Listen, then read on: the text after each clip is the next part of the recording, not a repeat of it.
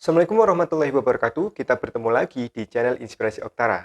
Bagaimana nasib KPM yang KKS-nya ini nonaktif oleh bank dan juga KKS KPM yang telah hilang? Apalagi kita tahu bahwa status terakhir di menu 6NG operator DTKS yang ada di Dinas Sosial, ini statusnya PKH tahap 1 akan disalurkan melalui Himbara. Nah, bagaimana caranya dan bagaimana solusinya untuk permasalahan dua kasus tersebut, yaitu KKS nonaktif dan juga KKS yang telah hilang.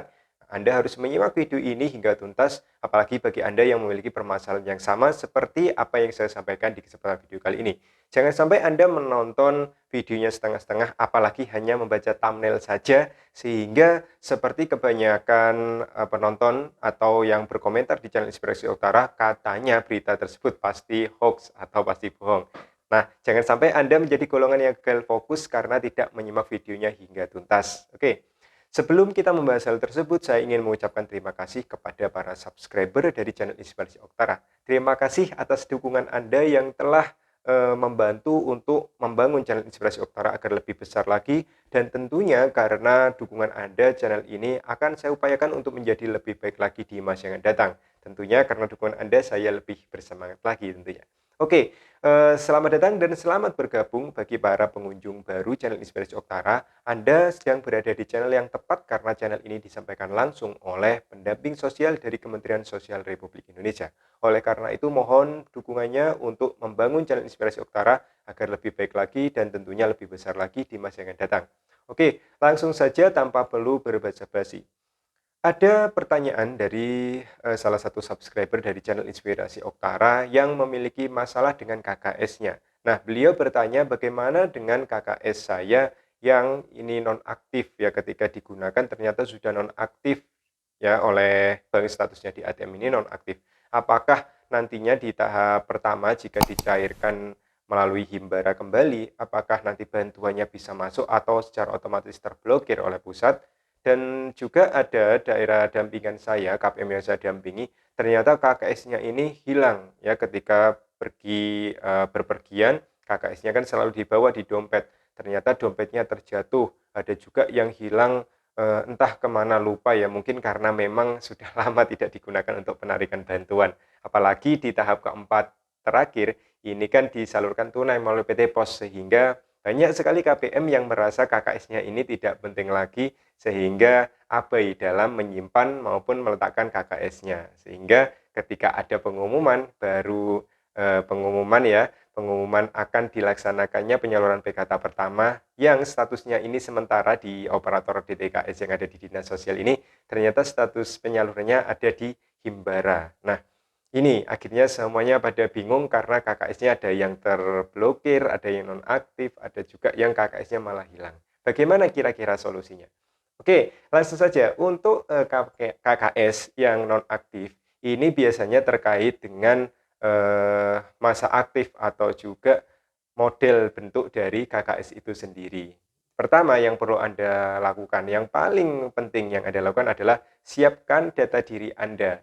Siapkan EKTP terbaru ya, EKTP-nya, lalu juga KK-nya, lalu juga buku tabungannya. Ini adalah 3 komponen penting yang harus Anda siapkan. Sekali lagi, pertama adalah KTP, EKTP-nya, lalu KK-nya jangan lupa disiapkan, dan juga Anda harus membawa buku tabungan.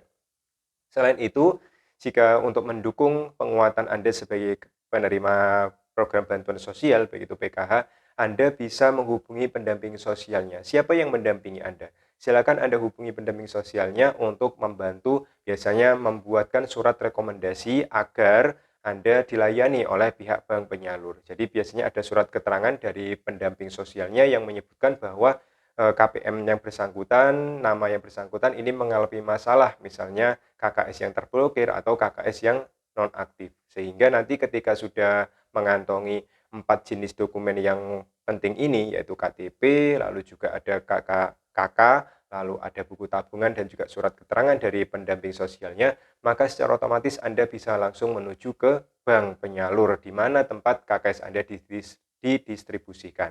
Misalkan di kabupaten tempat tinggal saya adalah Bank BTN, maka ketika sudah Anda punya KTP-nya, KK-nya, lalu juga buku tabungan dan surat keterangan dari pendamping sosialnya, maka bisa langsung Anda menuju ke Bank BTN misalkan ya untuk mengurus permasalahan yang Anda alami. Jadi, biasanya kartu KKS yang nonaktif ini dikarenakan adanya kerusakan. Ya, bisa jadi dari pita yang mengelupas atau dari ATM yang belum terupdate. Maksudnya bagaimana? Karena model saat ini KKS atau ATM, semua mesin ini sudah di-upgrade menjadi mesin yang terbaru seperti ATM dan juga mesin EDC atau mesin gesek ya, yang ya sering Anda lihatlah mesin gesek atau mesin EDC.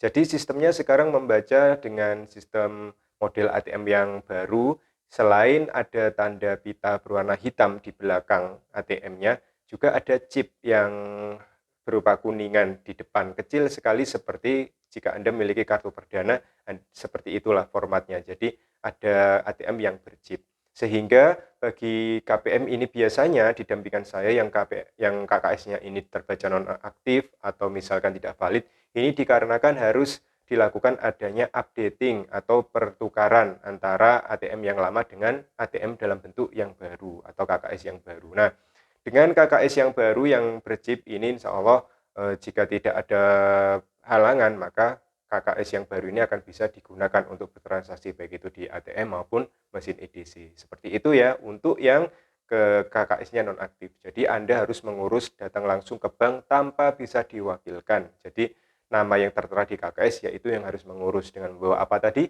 KTP, KK, buku tabungan dan juga dilengkapi dengan surat rekomendasi dari pendamping sosial. Oke, itu adalah cara pengurusan di wilayah tempat tinggal saya. Insya Allah semua bank tidak ada bedanya. Ada perbedaan mungkin sedikit. Jadi silakan Anda langsung datang ke bank apa saja syarat yang dibutuhkan untuk mengurus KKS yang nonaktif tersebut. Tetapi kurang lebih syaratnya sama seperti yang apa yang saya sampaikan. Selanjutnya, bagaimana dengan KPM yang KKS-nya ini telah hilang? Ya, karena memang sekian lama tidak digunakan, apalagi caranya melalui tunai PT Pos di tahap terakhir, akhirnya ketika ada wacana mau disalurkan kembali melalui Himbara, ini bingung semuanya dan mencari di mana KKS-nya ternyata terselip sehingga hilang. Nah, bagi KKS yang hilang, perlu Anda ketahui ini sesuai dengan di mana saya bertugas. Jadi aturan bank yang telah ditetapkan di kabupaten saya seperti ini. Tapi saya rasa setiap himbara, baik itu BTN, BRI, BNI maupun Mandiri, ini sama karena masih satu naungan Bank Himpunan Negara. Oke. Jadi untuk KKS yang hilang, ini mengurusnya bagaimana? Yang pertama tentu harus disiapkan KTP-nya. Jika tidak ada KTP, ya harus ada KK ya atau surat keterangan domisili dari tempat tinggal Anda. Baik itu surat domisili dari kantor desa ataupun surat domisili dari kantor kelurahan. Jadi yang menerangkan bahwa Anda merupakan penduduk asli dan yang lain sebagainya. Oke. EKTP atau KTP-nya KK-nya disiapkan, lalu juga buku tabungannya ya. Buku tabungan harus ada. Ditambah juga surat rekomendasi dari pendamping sosial. Dan sebelum Anda ke bank, Anda juga harus mengurus surat keterangan kehilangan dari polsek setempat. Jadi ini berlaku ya untuk saat ini jika KKS-nya hilang, tertelan atau terselip entah di mana, maka untuk mengurusnya, untuk melengkapi administrasi bank, Anda harus membuat surat pernyataan ya, surat keterangan kehilangan dari kepolisian setempat. Misalkan Anda tinggal di Polsek Kalipuro misalkan nama kecamatannya. Maka ya harus ada surat dari Polsek Kalipuro yang menerangkan bahwa KKS Anda ini hilang. Nah, surat tersebut, surat keterangan kehilangan ini digunakan oleh bank sebagai bentuk SOP dari bank ya, sistem layanan operasionalnya bahwa KPM tersebut ya atau customer tersebut memang benar-benar valid datanya dibuktikan dengan surat keterangan kehilangan dari kepolisian.